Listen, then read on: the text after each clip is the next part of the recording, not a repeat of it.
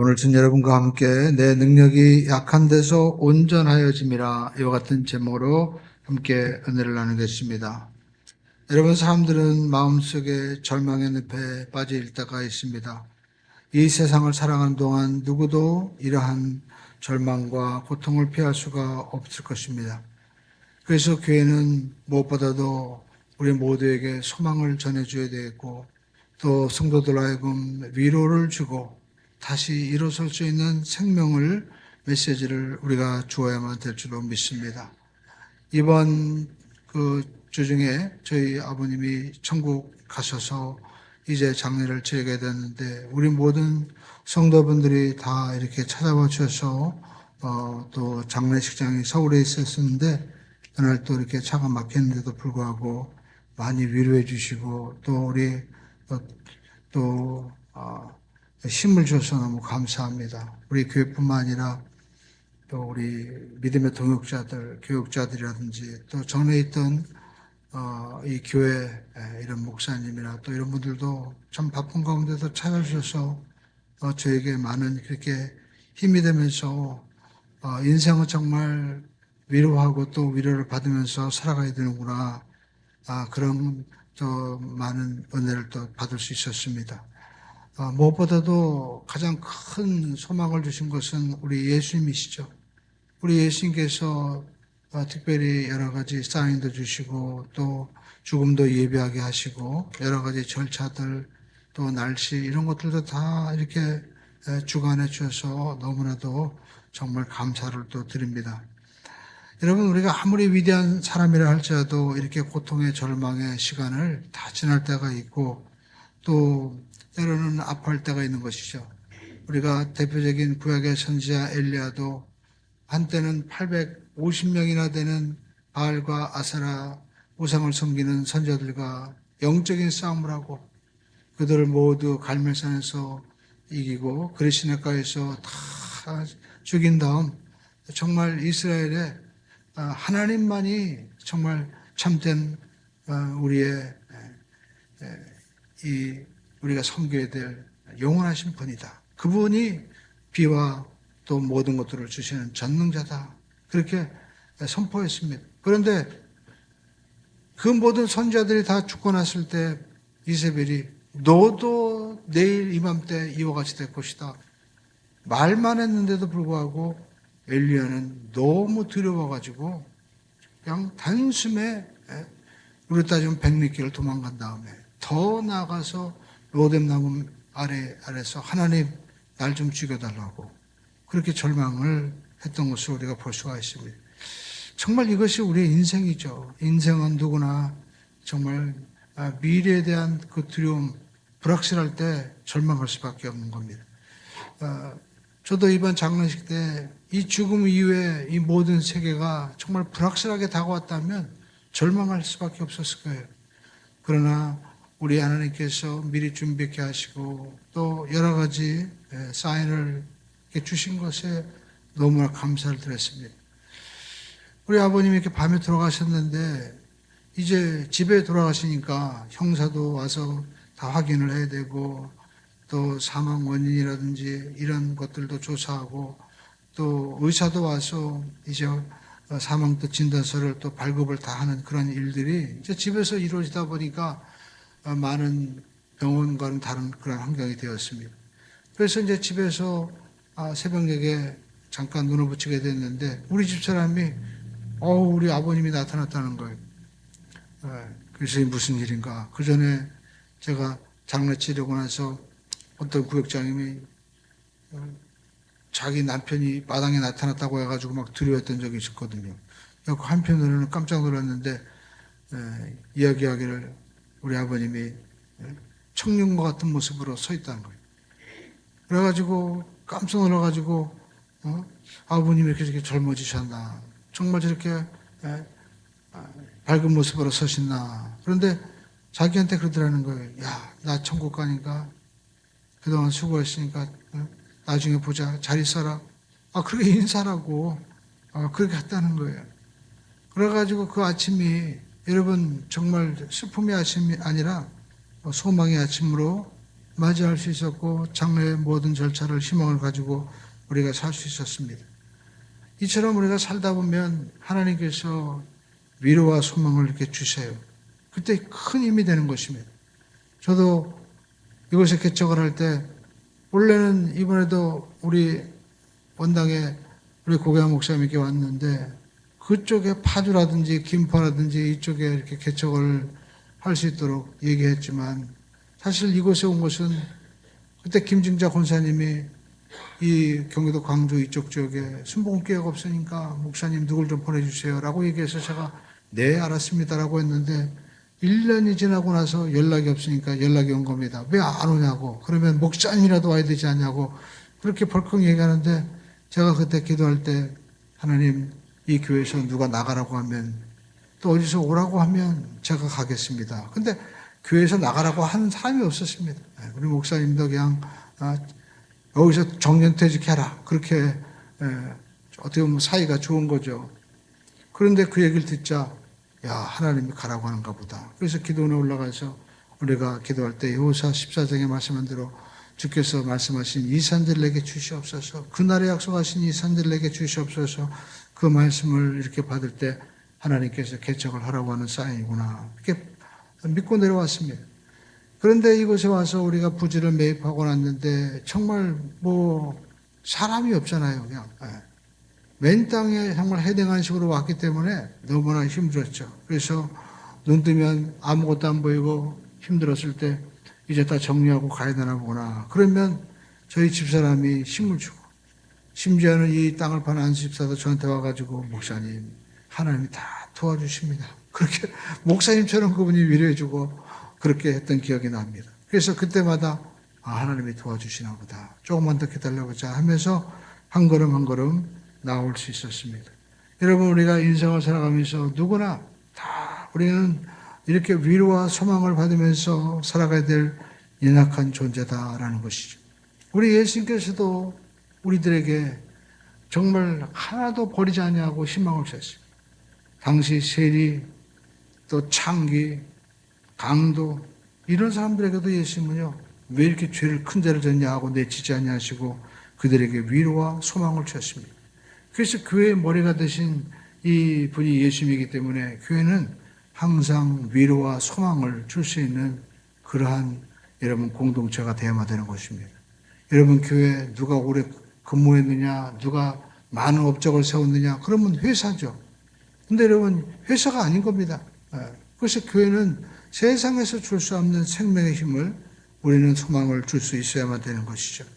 여러분 우리나라 한 대형 그 온라인 서점에서 이제 책과 함께 꽃을 배달하는 서비스를 했는데 23%가 4명 중 한 사람이에요. 꽃을 배달하는데 타인에게 배달하는 것이 아니라 자기 자신에게 꽃을 배달했다는 거예요. 아무도 꽃을 주지 않으니까 자기가 스스로에게 꽃을 부탁해서 배달하게 하고 거기에다 카드를 적어서 오게 했는데 가장 많은 내용이 용기를 내라, 화이팅 이 말이 가장 많이 적혔다는 거예요. 그러니까 여러분 우리가 남의 위로를 우리가 바라는 것도 있지만 스스로도 위로할 수 있는 것 저는 그 얘기를 들을 때 야 희망이 있다. 우리 스스로도 이렇게 위로할 수 있는 긍정적인 그러한 나라가 된다면 여러분 얼마나 좋은 일이에요.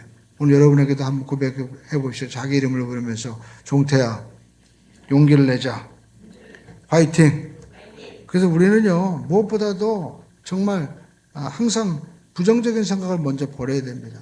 하나님의 은혜를 받는 비결은요 우리가 무엇보다도 겸손해야 되고 또 우리가 부정적인 생각을 버려야 됩니다. 왜 하나님이 우리 가운데 역사하지 않고 하나님이 없다고 합니까? 우리가 아무리 비가 와도 장독에 뚜껑을 닫아버리면 빗물이 안 들어오는 것처럼 마음의 문을 닫고 교만하면은요 절대 하나님의 은혜를 사람의 은혜도 받을 수가 없는 것입니다. 항상 우리는 겸손한 마음으로 우리가 나가야만 될 줄로 믿습니다. 그리고 부정적인 생각을 우리가 버려야만이 우리 삶 가운데 하나님의 역사가 일어나게 되는 것입니다. 성경을 보니까 여러분 정말 이 부정적인 생각을 하면 우리의 꿈과 미래도 사라지는 것을 민수기에서 우리가 보게 되죠. 이스라엘 백성들이 출애굽했습니다. 구원받았어요. 그리고 가나안 땅을 향해 갑니다. 얼마나 큰 기적을 그들이 보았습니까? 홍해가 열리고 그리고 구름기둥과 불기둥이 쏘고 만나가 내리고 아말렉을 막 이겼습니다. 그러나 이제 가나안 코앞에 가서 가나안 땅을 정탐하고 오니까 그러니까 놀라운 정말 땅이었어요. 그곳에 포도나무 송이를 가져왔는데 두 사람이 어깨에 메고 왔다고 합니다. 얼마나 큰 포도입니까? 이야, 정말 젖과 꿀이는 땅이다. 그러나 그들이 살고 있는 성읍과 그리고 거민들에 대한 보고를 하니까 사람들이 그 부정적인 소리를 듣고 원망과 불평을 했습니다. 그러니까 여러분, 그들은 구원받았지만 생각이 부정적이고 원망과 그리고 또 불평에 이 밧줄에 묶여서 살았던 겁니다. 오늘 여러분, 우리가 나사로도 구원받았죠.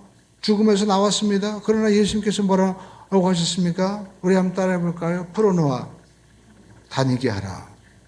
구원받았지만 여전히 우리는 막 비판하고 원망하는 이 불평에 밧줄에 우리가 묶여서 살면은 자유를 못 누린다는 거예요.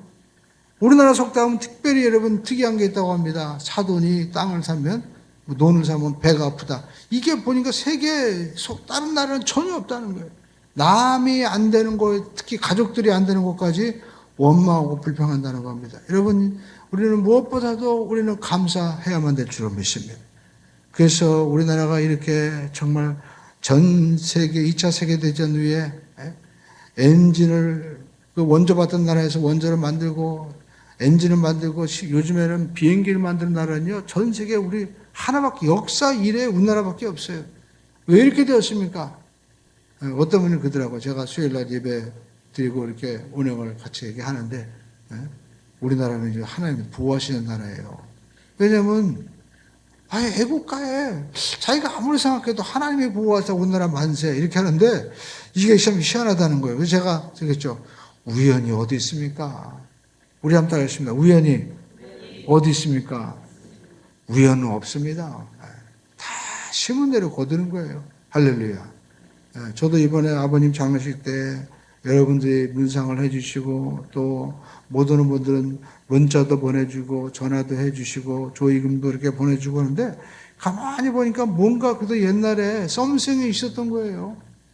그래서 다 위로를 해주시는데 정말 큰 힘을 얻게 되었다라는 것입니다. 그러므로 여러분, 우리 대한민국도 이렇게 잘 되게 된 것은 다른 거 아니죠. 이렇게 생명의 다리를 우리가 놓기 때문에 우리의 이 원망의 시간과 원망의 말들을 바꾸는 놀라운 여러분 샘솟는 그러한 광야에 샘솟는 듯한 이 오아시스처럼 교회가 그 역할을 감당했기 때문에 여러분 이러한 역사가 일어나게 되는 것입니다. 그러므로 저와 여러분들은 지금 우리 대한민국뿐만 아니라 역사를 향해서 위대한 일을 행하고 있는 거예요.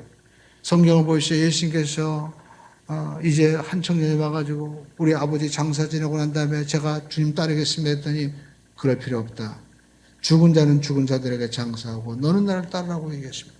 왜 그랬습니까? 여러분 장사 지내면 이 장자들이 다 재산을 나누잖아요. 그래가지고 그 세상 방식대로 살아가는 겁니다. 그러니까 예수님께서는 네가 세상 방식대로 그렇게 아버지 유산을 받아서 살지 않아도 네가 나를 따르면 내가 너에게 복을 주겠다는 거예요. 그뿐만 아닙니다. 장사 지내고 나서 이제는 그들은 이제 무덤에 지내고 다 굴로되어 있죠. 1년 후에 가서 시체가 다 뽑혀야면 유골을 수습합니다. 그리고 나서 이제 진짜 장례를 끝내는 거예요. 그때 그들은 웃습니다. 왜냐하면 그때 기뻐하는 게 뭐냐면 이제 우리 아버지, 우리 사랑하는 부모님이 율법의 모든 굴레를 다 벗고 진짜 자유하게 되었습니다. 그렇게 고백하는 거예요. 그런데 여러분, 예수님께서는 그렇게 시체가 다 유골이 육신이 다 부패해가지고 자유를 얻는 게 아니라는 겁니다. 보니까 뼈는 또 남아있잖아요. 그럼 뼈는 또 어떡할 거예요, 또? 그러니까 진짜 자유를 얻는 것은, 인간이 모든 것에서 자유를 얻는 것은 바로 생명의 근원이 되신 예수 그리스도를 통해서 자유를 얻을 수 있기 때문에 너는 장사 지내는 것보다도 먼저 나를 따라. 죽은 자들은 죽은 자들에게 장사하게 하는 겁니다. 그 알고 보니까 모든 인생이 다 정말 죽은 자들이 죽은 자로 해서 살아가는 거예요. 하나님 외에는 남는 것이 아무것도 없습니다. 오늘 저와 여러분들이 예수 그리스도의 생명력에 기록되는 이 생명의 역사를 우리가 놓아가는 이 일이 얼마나 중요합니까? 그러므로 여러분 예배에 우리가 목숨을 걸고 나가시 바랍니다. 이 예배에 영성이 있고 주님만이 나를 따르라. 네 부모나 형제보다도 네가 나를 사랑해야 된다고 하는 것은 주님이 부모가 자녀가 줄 수 없는 그러한 생명과 영생을 분명히 줄 수 있고 자기 자신을 줄 수 있기 때문에 그 말씀을 하신 거예요. 그렇기 때문에 우리는 어떠한 일이 있어도 하나님 앞에 이 예배자로 서야만 될 줄로 믿습니다. 그래서 오늘 여러분 우리가 이스라엘 백성들이 광야에 그렇게 원망과 불평의 밧줄이 매여 있었던 거예요. 그래서 민수기 14장 2절로 3절에 보니까 그들이 이제 가나안고 앞에서 정탐꾼들이 보고한 보고를 듣고 어떻게 얘기합니까? 이스라엘 자손이 다 모세와 아론을 원망하며 지금도 지도자들 다 원망하잖아요. 여러분 지도자들이 어떤 당이 여러분 이 나라의 미래를 보장해 주는 것이 아닙니다. 다 거짓말이잖아요. 몇 년만 지나면 다 밝혀지잖아요. 그러니까 여러분 우리는 그들에게 희망을 두고 원망하고 불평하고 할 필요가 없습니다. 온 회중이 그들에게 이르되 우리가 애굽 땅에서 죽었거나 이 광야에서 죽었으면 좋았을 것을 어찌하여 하나님께서 우리를 그 땅으로 인도하여 칼에 쓰러지게 하는가. 그러면서 우리 처자가 사로잡히니 애굽으로 돌아가는 것이 낫지 아니하냐 하면서 원망합니다. 근데 여러분 그것을 하나님이 어떻게 해요? 다 들으셨어요. 민수기 14장 26절로 30절을 보시오. 야훼께서 모레와 아론에게 말씀하여 이르시되 나를 원망하는 이 악한 회중에게 내가 어느 때까지 참으랴. 이스라엘 자손이 나를 향하여 이 원망하는 그러한 그 원망하는 말을 내가 어떻게 해요? 들었다. 그들에게 이르기를 야훼의 말씀에 내 삶을 두고 내가 맹세하노라. 너희 말이 내 귀에 들린 대로 내가 너희에게 행하리니. 할렐루야. 그러면서 어떻게 말씀하고 있습니까? 너희 중에서 이 광야에서 엎드려 이제 시체가 다 죽을 것인데 여분네 아들 갈렙과 여호수아 외에는 내가 너에게 맹세하여 살게 하지 않은 그 가나안 땅에 들어갈 자 아무도 없다는 거예요. 그러니까 여러분 결국 그 많은 200만의 백성이 있었지만 1세대들 가운데 다 죽고 오직 믿음으로 하나님 앞에 저들은 우리의 밥이라고 얘기한 여호수아 갈렙만 그 땅에 들어갔다는 것입니다. 그러므로 저와 여러분들이 원망하면요 있는 것도 다 없어져요. 좋은 관계도 깨지고 하다못해 원망하고 불평하면 여러분 다 사라지고 마는 것입니다. 저는 우리 아버님 장례를 보면서 참 감사한 게 우리 아버님이 제가 목회하면서 야 너는 이렇게 해라 저렇게 해라 한 말씀도 안 하셨어요. 그래서 저는 아버님이 그 전에 야 내가 우리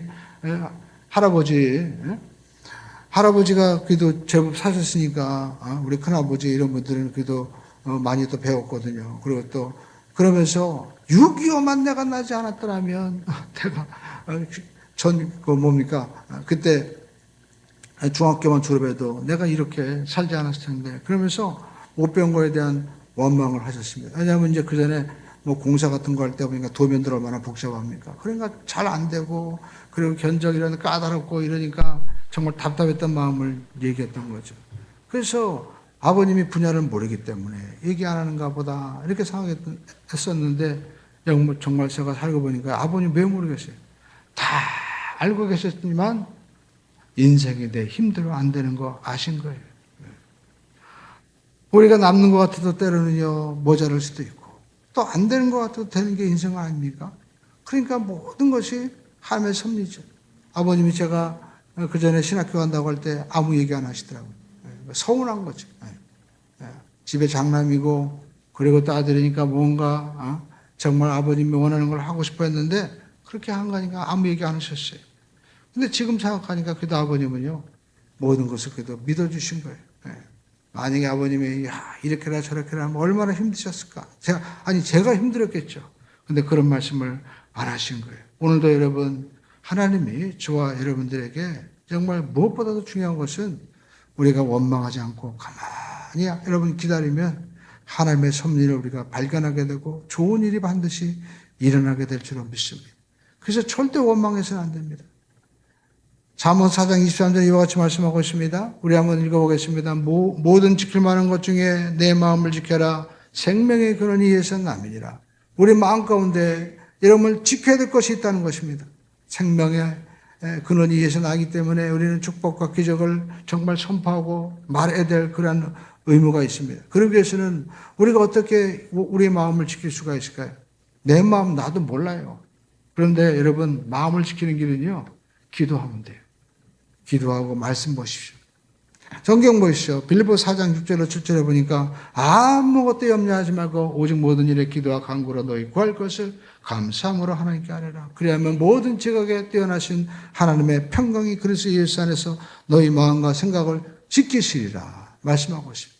여러분, 저는 주일날 제가 정말 잘했던 것은 가서 아버님한테 가정에서 이제 예배를 드렸어요. 근데 어느 날 이렇게 예배 드리는데 그 아버님 돌아가기 전에 한 2주인가 3주 전에요.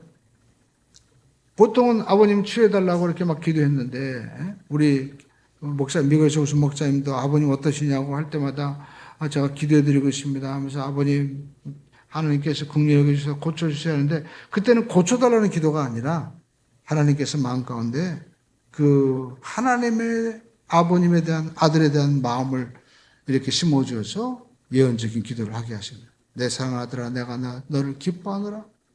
그래서 하나님 우리 아버지 사랑하나 보다.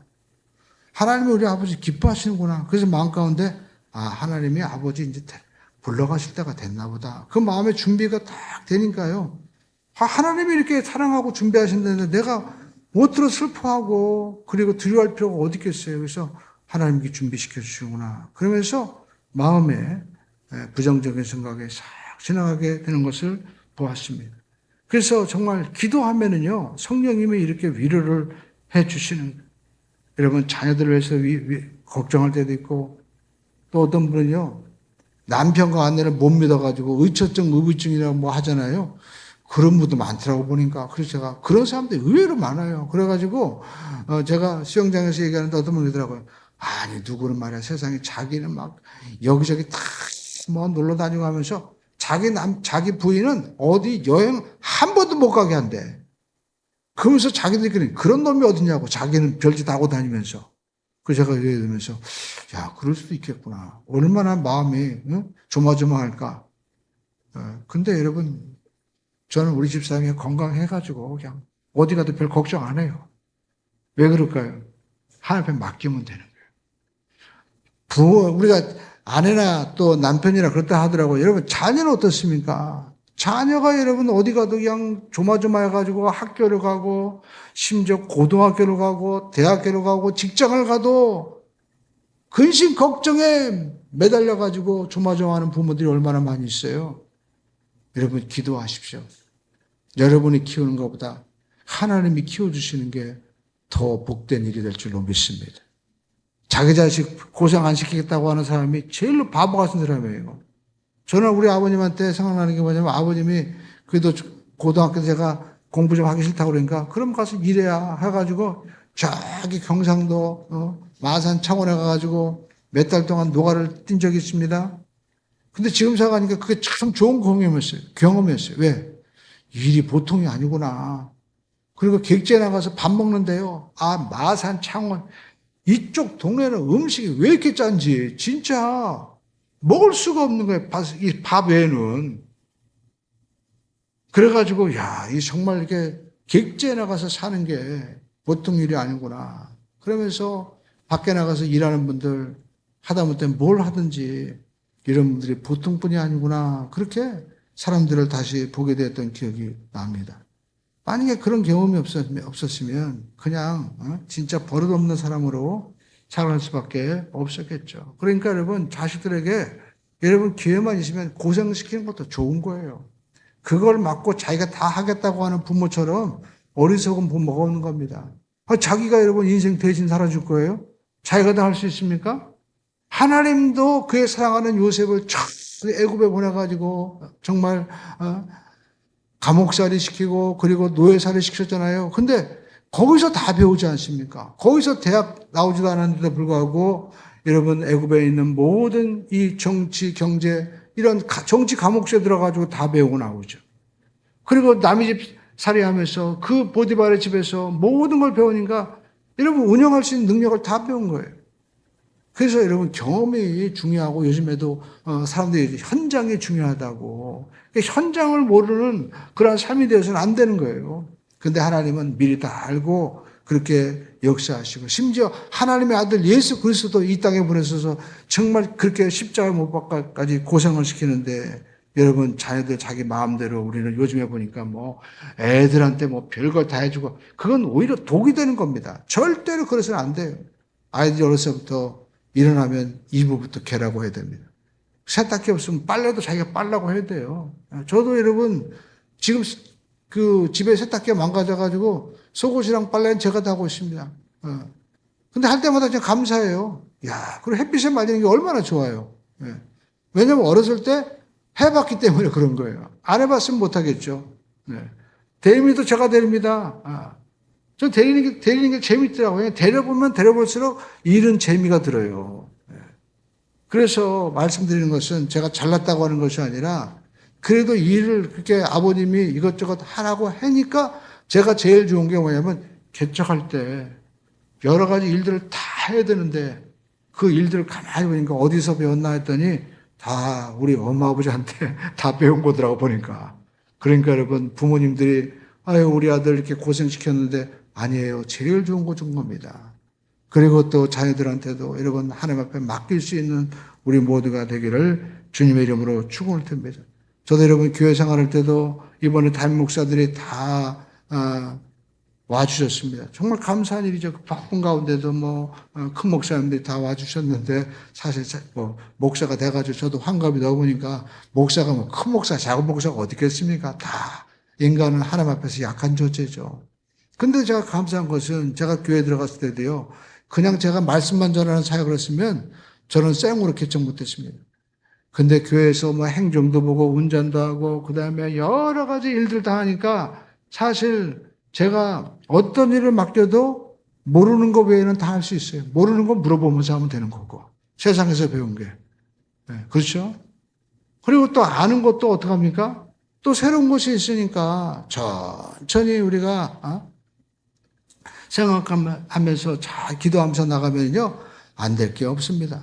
그 모든 것 다 교회에서 어떻게 보면 고생하면서 군대에서도 제가 교회에 있었거든요. 그때 다 배운 겁니다. 그래서 우리가 세상을 살아가면서 왜 하나님이 이렇게 나를 버리셨나 생각하지 마시고 여러분 하나님이 다 뜻이 계시겠지라고 생각하고 나가면 반드시 하나님께서 합력하여 선을 이루어 줄 줄로 믿습니다. 그러니까 여러분 제일 무서운 사람이 독고다이 혼자 자기 잘났다고 하고 지가 다 산다고 얘기하는 사람이 제일 무서운 사람이에요. 여러분 혼자 되는 거 없습니다. 다 여러분 인생은 함께 가는 거예요. 우리 옆에 분에게 함께 인사하겠습니다. 함께 해주셔서 감사합니다. 통계를 보니까요. 결혼한 사람이 결혼 안 한 사람보다 8년이나 더 오래 살고 자식이 있는 사람이 자녀가 없는 사람보다 2년 더 산다는 겁니다. 그러니까 힘들고 어려워도 그 결혼의 기쁨도 있고 자녀의 기쁨이 더 크다는 것이죠. 그래서 우리가 이렇게 사람들과도 함께하는 것이 좋고요. 그리고 또 무엇보다도 여러분 최고 좋은 것은 하나님과 함께해야 돼요. 사람이 줄 수 없는 위로와 힘을 하나님이 반드시 주십니다. 성경에 보니까 다윗도요. 얼마나 여러분 다윗이 좋은 사람이었습니까? 성경에 보니까 아둘람굴에서 300명이 함께했다고 하잖아요. 자기 혼자 피난살이 하는 것도 힘든데 300명이 함께 다닌다? 이거 장난이 아닌 것 같아요. 그렇죠? 네. 저도 아버님이 이제 서울에 올라왔을 때 우리 집 안에 있는 모든 친척은 다 우리 집을 거쳐갔습니다. 또 우리 학교 다닐 때도 우리 지방에 있는 웬만한 사람들은요 우리 집에 와서 밥 안 먹은 사람이 없어요. 근데 여러분 300명을 데리고 다닌다? 이거 진짜 말도 안 되는 일이죠. 근데 여러분 중요한 것은 그들이 또 배신을 해요. 어떻게 배신했습니까? 성경 우리가 사무엘상 30장 6절에 보니까요. 이제 그가 피난을 갔습니다. 그래가지고 그곳에 이제 블레셋으로 피난가 있는데 아기스 왕이 이제 전쟁에 나가라고 해가지고 전쟁에 나갔는데 이 사람들이 저 사람이 누굽니까? 다윗입니다. 저 사람이 배반하면 우리 끝납니다 해가지고 다시 돌아가는 거예요. 다시 말씀을 띄워주세요. 그래가지고 이제 자기가 시글락에 와서 돌아보니까 세상에 다 사로잡혀간 거예요. 그러니까 사람들이 어떻게 합니까? 자기 자녀가 죽고 자기 아내가 잡혀가니까 너무나 마음에 슬퍼가지고요. 사무엘상 30장 6절에 보니까 백성들이 자녀들 때문에 마음이 슬퍼서 다윗을 돌로 치려하니 다윗이 크게 다급하였으나 그의 하나님 야훼를 힘입고 용기를 얻었더라. 아무리 여러분 가까운 사람도 자기 자식, 자기 아내 그 문제가 생기면요 배반할 수 있는 거예요. 그래가지고 돌로 치려 하는데 다윗이 얼마나 조급했으면 성경에 보니까 다급했다고 얘기했죠. 그전에는 궁급했다고 나왔습니다. 근데 힘을 얻었어요. 어떻게 힘을 얻었을까요? 기도한 거예요.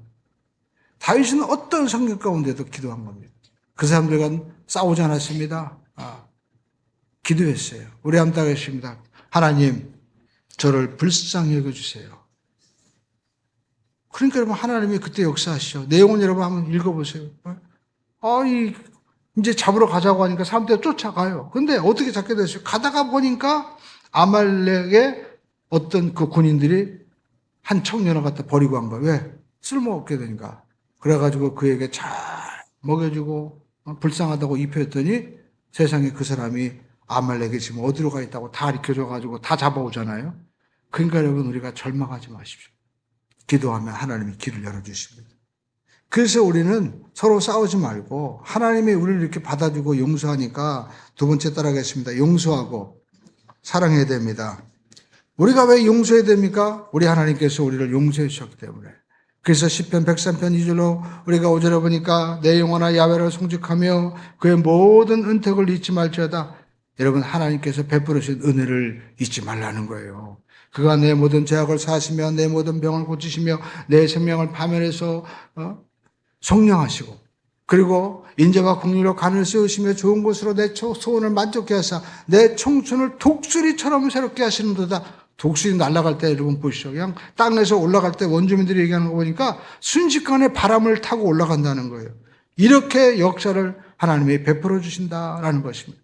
그러므로 저와 여러분들이 감사하고 조금만 더 우리가 기도하고 성령님을 의지하면 좋은 일이 일어날 줄로 믿습니다. 성령님은 위로자이십니다. 우리 암당에서 성령님은 위로자이십니다. 성령님은요, 우리가 성경 이사야서 40장 29절로 31절에 보니까 피곤한 자에게는 능력을 주시며 무능한 자에게는 힘을 더하시나니 소년이라도 곤반하고 그리고 장정이라도 넘어지고 쓰러지되 오직 야훼를 앙망하는 자에는 새 힘을 얻으리니 독수리가 날개치며 올라감 핫들 것이요 다른 박지라 해도 곤비하지 아니하겠고 걸어가도 피곤하지 아니하리로다. 성령님이 이렇게 힘을 주시면 능력을 더하여 줄 줄로 믿습니다. 그래서 저도요 정말 이렇게 주일 예배 설교할 때 어떨 때는 이제 오래 했으니까 우리 사람이 그래요. 야, 오래 했으니까 그냥 할 수 있잖아. 하면 할수록 더 어려운 게 설교 같아요. 그래서 늘 설교 원고를 갖다가 이렇게 정해놓고 기도합니다. 하나님, 하나님이 말씀하시는 생명의 능력을 허락하여 주시옵소서. 저도 말씀을 듣고 살아난 적이 있잖아요. 그렇기 때문에 이 말씀 속에 어떤 분은 살아날 수도 있고 또 어떤 분은 그냥 무미하게 건조할 수도 지나갈 수도 있는데 성령님이 역사하셔야만이 여러분 살아나는 역사가 일어나게 되는 것입니다. 오늘 여러분 예수님께서 십자가에서 우리의 모든 고난과 조절을 다 당하셨어요. 사람으로 겪은 모든 배반, 그리고 멸시, 무시, 천대, 상처, 고통을 다 당하시고 그리고 여러분 특별히 그 무엇보다도 배반 당하셨잖아요. 베드로가 여러분 얼마나 예수님 따르겠다고 그렇게 입으로 얘기했습니까? 주여 제가 어디로 가든지 주님 가시는 곳에 제가 함께 하겠습니다. 그래 놓고 주님 십자가 못 박히시자 3번이나 부인하고 도망가 버렸죠. 그래도 여러분 베드로가 잘한 거는요. 순종한 거예요. 왜냐하면 예수님께서 보니까 갈릴리에서 보자고 말씀하셨거든요. 부활하셔서. 근데 성경에 보면은 마태복음 28장에 그래도 안 믿는 사람이 있다고 했어요. 제자들 가운데. 근데 베드로는 갈릴리로 간 거예요. 근데 성경 보니까 가룟 유다는요. 지가 잘못했다고 해놓고 자기가 자결해. 그러니까 여러분 세상에 제일로 교만한 사람이 지가 화내고 지가 마음대로 하겠다고 하는 사람이에요. 여러분 베드로는 그래도 자기가 배반했지만 예수님께서 다시 갈릴리로 보자고 했으니까 갔습니다. 근데 주님이 찾아오셨어요. 근데 주님이 뭐라고 말씀하셨습니까? 네가 날 사랑하느냐? 아가페라고 물어보죠. 근데 베드로 뭐라고 얘기합니까? 그건 철들은 거죠. 주님, 제가 어떻게 아가페로 지금 사랑하겠습니까? 전 절대적으로 사랑할 능력이 없어요, 주님. 저는 그냥 인간적인 사랑, 저는 필요는 할 수 있을 것 같습니다. 그랬더니 예수님께서 사도권을 회복시켜 주십니다. 네가 나를 사랑하느냐라고 물어보시고 내 양을 쳐라, 내 양을 먹여라. 베드로가 여러분 교회 반석이 되고 우리가 로마 바티칸 시각에 가면 성 베드로 성당이잖아요. 그 성당에 베드로 무덤이 있잖아요. 그러니까 이 주님 말씀한 대로 정말 이 반석 위에 내가 내 교회를 세운다고 하는 대로 그렇게 교회가 세워진 거예요. 그는 주님 앞에 이렇게 다시 사도로 복권될 수 있었던 이유가 뭡니까? 주님께서 그를 용서해 주셨기 때문에. 주님은요, 우리를 이렇게 용서해 주시고 힘을 주시는 분이십니다. 그러므로 저와 여러분들이, 여러분 주님께서 나와 똑같은 보혜사 알로스 파라클레토스 성령님이 오셔서 하시는 일은 우리에게 주님과 똑같은 일을 하시는 겁니다. 그래서 우리가 잘못하고 때로는 우리가 실수해도 너 왜 그러냐라고 주님이 책망하지 아니하시고 주님 저는 연약합니다. 그럴 수밖에 없습니다. 라고 주님 앞에 고백하면 주님은요 우리를 회복시켜 주시는 것입니다. 시편 103편 8절을 보시죠. 야훼는 긍휼이 많으시고 은혜로우시며 노하기를 더디하시고 인자하심이 풍부하시도다. 또 시편 103편 12절로 14절을 보니까 동이 서에서 먼것 같이 우리의 젓가를 우리에게서 멀리 옮기셨으며 아버지가 자식을 긍휼히 여긴 같이 야훼는 자기를 경외하는 자를 긍휼히 여기시나니 이는 그가 우리의 체질을 어떻게 해요? 아시고 또 우리가 단지 먼지뿐임을 기억하십니다. 우리는 아무것도 아니라는 걸 주님이 먼저 아시는 거예요.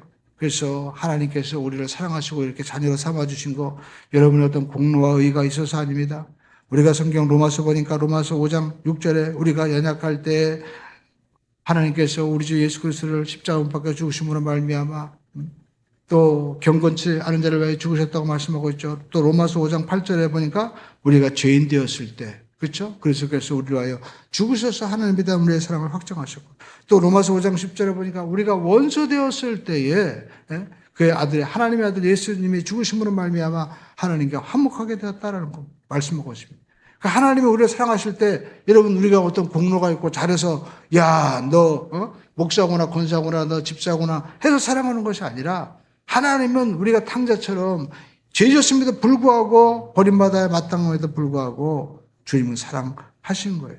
못난 것으로 연약한 것으로 지금 받아주셨습니다. 그러므로 저와 여러분들이 이 사실을 알고 우리는 어떤 마음을 가져야 됩니까? 우리는 용서하고 사랑하는 삶을 살아야만 될 줄로 믿습니다. 할렐루야. 그리고 여러분 세 번째 우리가 해야 될 일은 따라가겠습니다. 꿈을 격려할 수 있어야 됩니다. 여러분 우리가 하나님을 만나면 제일 놀라운 것이 꿈을 꾸게 되는 겁니다. 저도 예수를 믿게 된 것이 우리 집이 부도를 맞아가지고 이제 망하게 됐는데 무슨 마음인지 예수를 믿고 나니까 하나님께서 우리 집을 회복시켜 주시고 그때는 집 하나 주시면 제가 집이 얼마나 정말 귀한지 장독 밑에 가서 잠을 자니까 그 마음이 정말 집이 귀한 줄 알았나 봐요. 그래가지고 집을 주시면 제가 하나님의 종이 되겠습니다. 그렇게 기도를 한 적이 있습니다. 근데 여러분 제가 그렇게 예수를 믿으니까 꿈이 생기게 되더라고요. 하나님이 뭔가 축복하시겠구나. 잘 되겠구나. 하나님이 역사하시겠구나. 라는 여러분 꿈이 생기게 된 겁니다. 꿈이 사람을 이끌어가는 겁니다. 사람이 여러분 꿈꾸는 것 같지만 사실 꿈이 사람을 이끌어가는 거예요. 그래서 하나님께서도 아브라함에게 주신 것이 뭡니까? 꿈입니다. 본토 친척 아비 집을 떠나서 내가 내게 지시할 땅으로 가라. 그러면 내가 복의 근원이 될 것이다. 내 씨로 말미암아 천하 만민이 복을 받을 것이다. 너는 복이 될 것이다. 하늘의 별과 땅의 모래와 같이 네 자손이 많아질 것이다. 하나님이 그에게 꿈을 주니까 자식도 없는데 그 말씀 드리니까 쫓아가는 게 그게 여러분 사람인 겁니다. 야곱도 마찬가지입니다. 야곱도 자기의 형을 속였습니다. 그래가지고 아버지 앞에 가가지고 자기가 마치 에서인 것처럼 털을 붙이고 그리고 목소리를 흉내내가지고 복을 받았지만 형이 그를 죽이려고 했죠. 그래서 그는 도망가는 겁니다. 성경 보니까 정말 그가 바단 아람에서 이제 하란 땅까지 그 거리가요 1000km가 넘은 거예요. 그것도 혼자 가는 겁니다. 어떻게 보면 진짜 야곱이 믿음의 조상이에요. 왜냐하면 아브라함은 본토 친척 아비 집을 떠날 때 자기 아내 그리고 조카 다 데리고 가는데 야곱은 혼자 가는 거예요. 얼마나 무서웠을까. 그런데 하란 땅에서 그 잠을 자는데 갑자기 하늘의 문이 쭉 열립니다. 그러면서 하나님이 거기서 그 사닥다리 위에서 말씀하시는 거예요. 그 말씀이 창세기 28장 13절로 14절에 말씀하고 있습니다.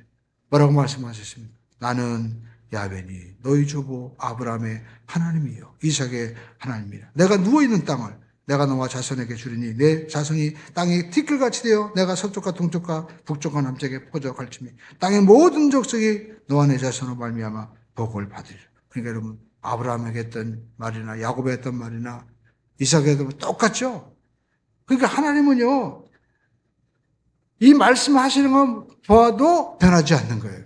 그러면서 하나님이 창세기 28장 15절에 보니까 내가 너와 함께 있어서 네가 어디로 가든지 어떻게 너를 지키며 너를 이끌어 이 땅으로 돌아오게 하리라. 그러니까 야곱이 가는 곳마다 뭐 사자가 나타나든 무슨 도적이 나타나든 하나님이 지켜주신다고 하니까 걱정하지 않는 거예요. 여러분 우리 자녀들이 야 저 대학에 가면 내가 저 직장에 가면 잘 살까? 하나님이 지켜주셔야 돼요. 그러면 여러분 좋은 일이 일어나게 되는 겁니다. 그렇기 때문에 야곱은 외삼촌 라반의 집에 가서 그렇게 고생을 해도 이 약속의 말씀을 붙잡고 있었기 때문에 그는 승리할 수 있었던 것입니다. 들판에서 잠을 자도 하나님이 말씀한 대로 보호하실 것이고 지켜줄 것이고 그리고 또 짐승이 온다 할지라도 공격하지 못할 것이다. 왜? 하나님이 지켜주신다고 했기 때문에. 그러므로 저와 여러분들이 예수를 믿으면서 하나님이 주신 꿈과 비전을 우리는 귀하게 여기고 나가야만 될 줄로 믿습니다. 하나님이 주시는 꿈은 예언적인 꿈이 있습니다. 여러분 그 꿈이 우리에게 위로가 되고 힘이 되고 또 의지하는 반석이 되는 거예요. 저는요 이게 개척을 하면서도 늘 제가 마음 가운데 기쁨이 있는 것은 오늘보다 내일이 좋고 올해보다 다가온 해가 더 복고 하나님은 갈수록 더 복을 주실 것이다. 할렐루야. 이 말씀을 늘 제 마음속에 있기 때문에 저는요 앞으로도 잘될 일만 남았다. 그 생각밖에 안 합니다. 그러므로 저와 여러분들이 항상 말씀을 기억하고 고백해야 됩니다. 성경 로마서 10장 17절을 보시오. 믿음은 들음에 설하고 들음은 그리스도의 말씀으로 말미암느니라. 왜 그럴까요? 우리는요 의심이 생겨요. 근데 여러분 의심이 있다는 것은 또 믿음이 있다는 거예요. 왜 의심이 자꾸만 생길까? 믿음이 있으니까 의심도 생기는 겁니다. 그런데 저와 여러분들이 우리가 알 것은 이렇게 우리가 의심이 있어도 걱정하지 말아야 될 것은 뭔가 해보려고 하니까 의심이 있는데 아무것도 안 하려고 하는 사람 그리고 아무것도 생각하지 않는 꿈이 없는 사람은요 의심도 없는 것입니다. 그런데 우리가 의심이 다가올 때마다 이 의심을 우리가 어떻게 이 두려움을 이길 수 있을까요? 자꾸만 하나님의 말씀을 선포해야만 되는 것입니다. 하나님의 말씀 살아있고 운동력이 있습니다. 자유의 나서는 어떤 것보다도 예리합니다. 혼과 영과 골수 우리의 생각을 찔러 쪼개는 것이 바로 하나님의 말씀인 거예요. 마귀가 자꾸 우리에게 의심을 가져다 줄 때마다 여러분 우리는 말씀을 고백하고 말씀을 묵상하고 기도하면 그 말씀에 의해서 의심의 생각이 다 산산조각나고 여러분 우리 삶 가운데 하나님께서 빛을 비추어 주시는 역사가 일어나게 되는 것입니다. 그래서 성경 말씀하고 있습니다. 시편 119편 105절에 우리 한번 따라가겠습니다. 주의 말씀은 내 발의 등이요 내 길의 빛이나이다. 그러므로 저와 여러분들이 여러분 등이 뭡니까? 우리가 핸드폰 보면은 거기에 등 표시가 있죠. 키면 우리가 랜턴처럼 빛이 비춰지는 것처럼 항상 우리가 하나님의 말씀을 우리가 어떻게 해요? 묵상하고 암송하고 나가야만 될 줄로 믿습니다. 여러분 우리가 아침 일어날 때 우리가 말씀과 함께 매일 들으세요. 할렐루야. 우리 한 권사님이 그러더라고요. 목사님 제가 매일 말씀 듣고 또 이렇게 새벽에 나와서 기도하니까 지나고 나니까 그때는 아무것도 아닌데 지나고 자꾸만 쌓여가지고 뭔가 믿음이 든든하게 서 있는 것처럼 마음에 확신이 오더라는 거예요. 근데 여러분 그 권사님만 그런 게 아니에요. 저도 그래요. 저도 매일 말씀을 이렇게 듣고 저도 이렇게 말씀을 보내기 위해서 찾고 또 하다 보니까 저도 마음에 든든함이 생기는 거예요. 특별한 존재가 아닙니다. 이번에 제가 아버님 장례 때 이렇게 부고 소식을 알리는데 제가 그 전에 우리 여도순복의 문제 때문에 함께 이렇게 재판에 나갔던 장로님이 계십니다. 그분이 부장판사님인데 그분이 서초동에 계십니다. 근데 제가 그분이랑 인연이 돼가지고 계속 이 말씀을 이렇게 보내주는 거예요. 근데 자기가 연락이 왔어요. 목사님 제가요 출장에 있어가지고 못 봤는데 아버님 소천하시는데 제가 못 가는데 아무튼 제가 조의경을 보내겠습니다 해가지고 하면서 그 변호사님이 저한테 그러는 거예요. 하시는 말씀이, 목사님, 그래도 말씀은 꼭 보내주세요. 그분 말씀이 힘이 되는 거예요. 그래서 여러분, 정말 주의 말씀은 내 발의 등이요 내 길의 빛이 나이다.